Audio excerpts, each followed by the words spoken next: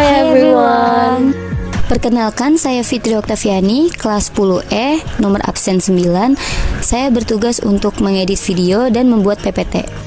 Dan halo, perkenalkan saya Raisya Kolbisalama, kelas 10E, absen 26. Saya bertugas untuk mencari materi dan menentukan konsep. Pengertian biografi.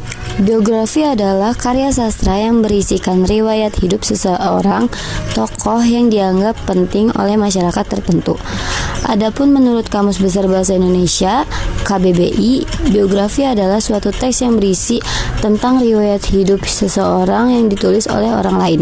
Biasanya, teks biografi ditulis karena banyaknya antusiasme untuk mengetahui cerita di balik kehidupan seorang tokoh. Ciri-ciri biografi.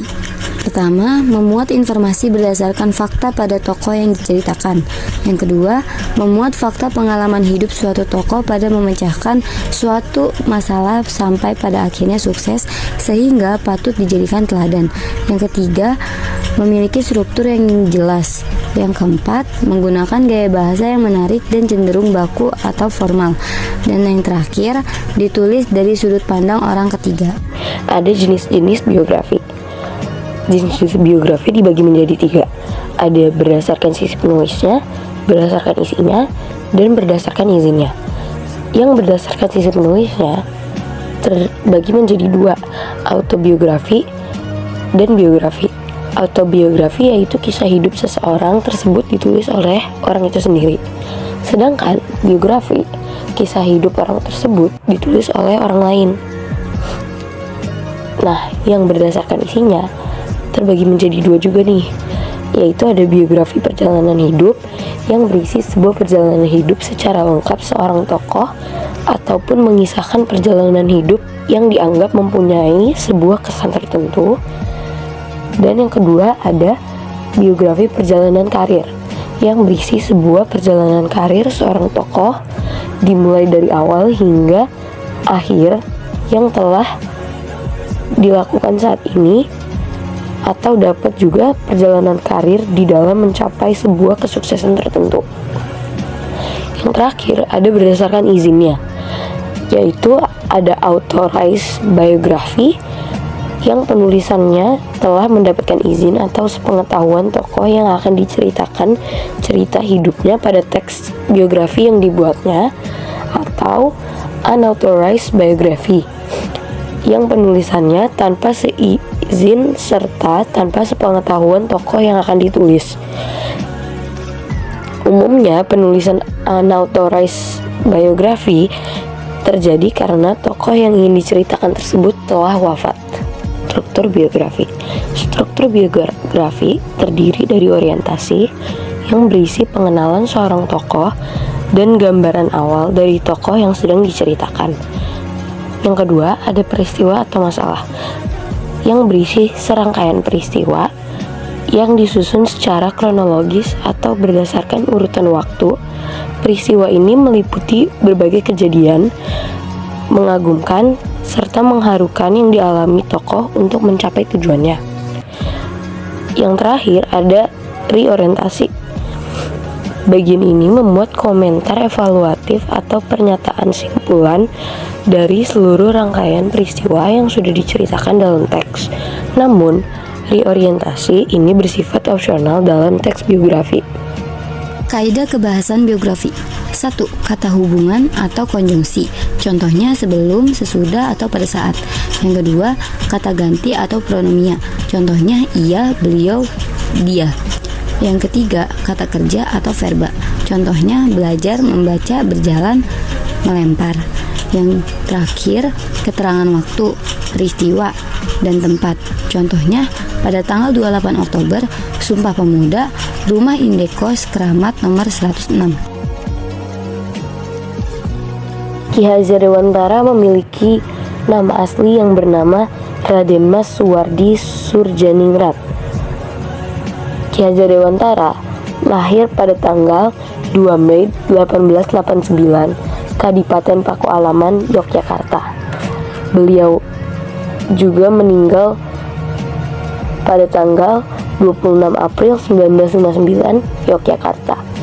Beliau mempunyai anak yang bernama Bambang Sokawati Dewantara, Shailendra Wijaya, Rati Tarbiyah, Asti Wandansari, Subroto Arya Mataram, Sudiro Ali Murtolo. Dan pasangan beliau bernama Nyi Surtartina. Tempat pemakaman di mana beliau dimakamkan adalah Taman Wijaya Brata, Yogyakarta. Ki Hajar Dewantara pernah menjabat sebelumnya sebagai Menteri Pengajaran Republik Indonesia pada tahun 1945. Pendidikan Ki Hajar Dewantara. Ki Hajar Dewantara atau Suwardi berasal dari lingkungan keluarga bangsawan Kadipaten Pakualaman. Ia merupakan putra dari GPH Surjaningrat dan cucu dari Pakualam III. Ki Hajar telah menamatkan pendidikan dasar di Europis Leger School. Sekolah tersebut merupakan sekolah dasar khusus untuk anak-anak yang berasal dari Eropa. Setelah itu, ia sempat melanjutkan pendidikan kedokteran di Sofia. Namun, ia tidak menamatkannya karena kondisi kesehatan yang buruk. Tanpa melanjutkan sekolah, ia pun bekerja sebagai penulis dan wartawan di beberapa surat kabar. Ia pernah bekerja untuk surat kabar Sudiotomo, Midden Java, D'Express, Utusan Hindia, Kaum Muda, Jahaja Timur, dan Pusara. Suwardi tergolong salah seorang penulis yang andal pada masanya.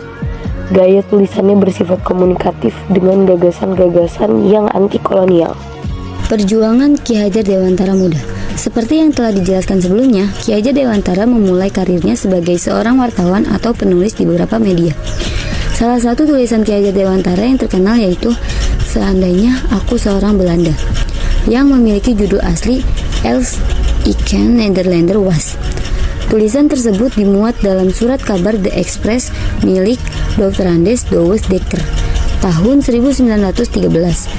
Artikel tersebut ditulis sebagai protes atas rencana pemerintah Belanda untuk mengumpulkan sumbangan dari Hindia Belanda, Indonesia.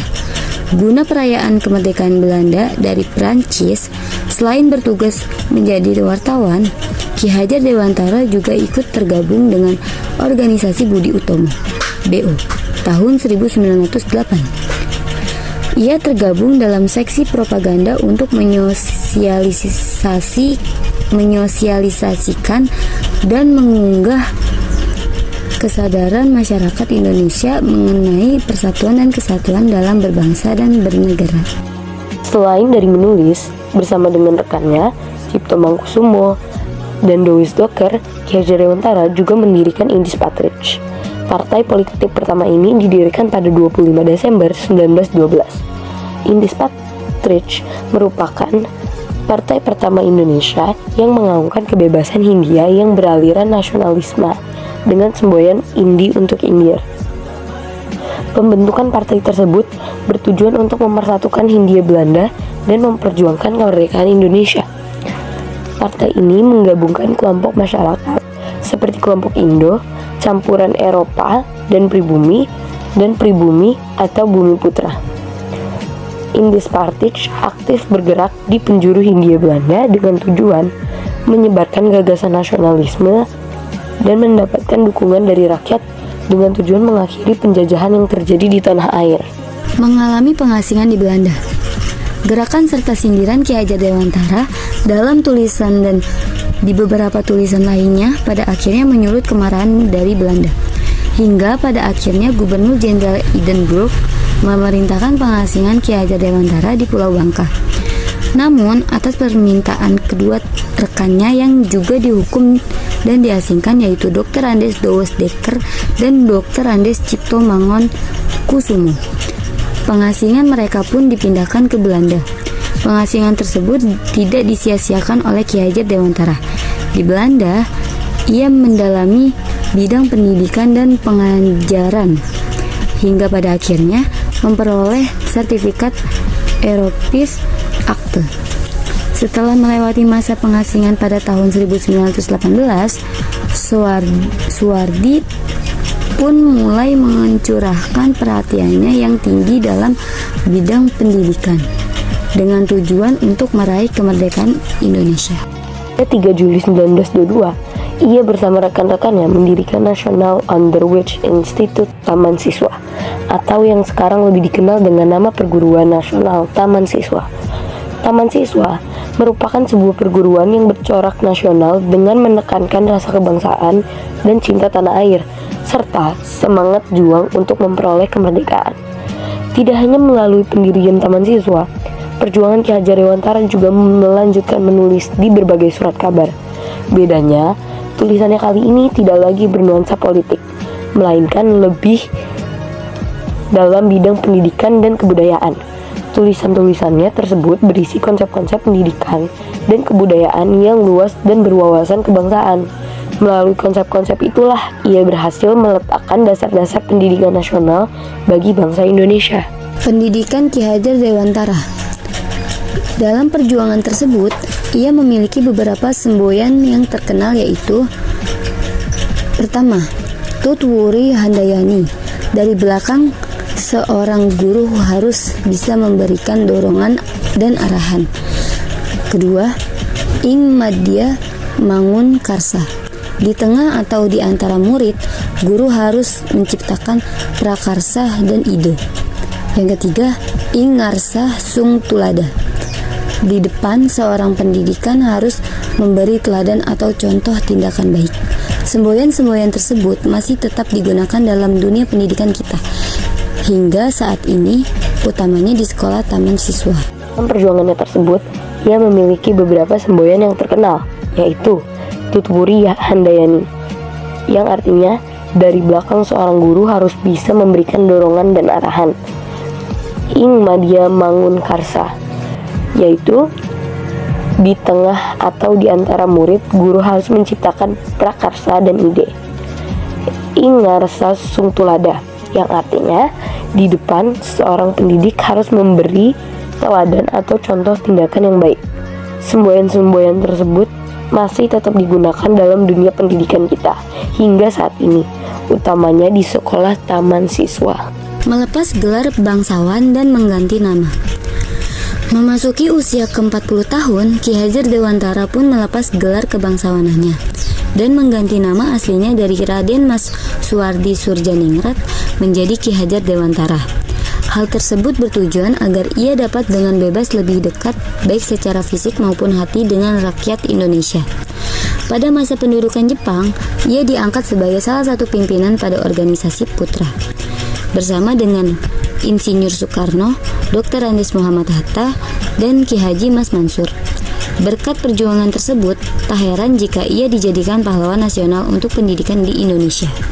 Serta hari lahirnya, yaitu pada tanggal 2 Mei, dijadikan sebagai Hari Pendidikan Nasional. Ki Hajar Dewantara meninggal dunia di Yogyakarta pada tanggal 26 April 1959. Lokasi wafatnya di Padepokan Ki Hajar Dewantara. Jenazahnya kemudian disimpan di Pendapa Agung Taman Siswa untuk kemudian dimakamkan di Taman Wijaya Brata pada tanggal 29 April 1959. Taman Wijaya Brata beralamat di Jalan Soga nomor 8, Tahunan, Kecamatan Umbul Harjo, Kota Yogyakarta, Daerah Istimewa Yogyakarta. Upacara pemakamannya dipimpin oleh Soeharto yang bertindak sebagai inspektur upacara saat itu. Karya-karya Ki Hajar Dewantara. Semasa hidupnya, Ki Hajar Dewantara memiliki beberapa karya tulis ternama.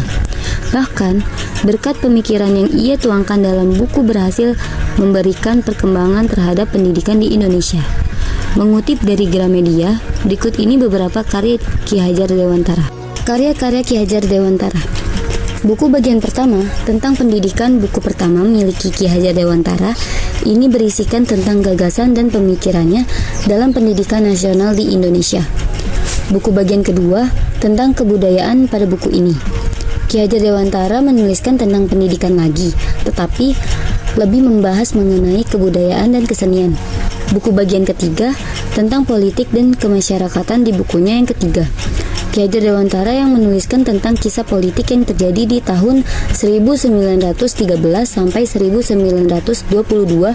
Tulisan-tulisan Ki Hajar Dewantara karena di buku ini juga menyinggung imperialis Belanda. Buku bagian keempat tentang riwayat dan perjuangan hidup penulis. Pada buku bagian keempat, Ki Hajar Dewantara tidak lagi menuliskan tentang kisah pendidikan dan politik pada masanya.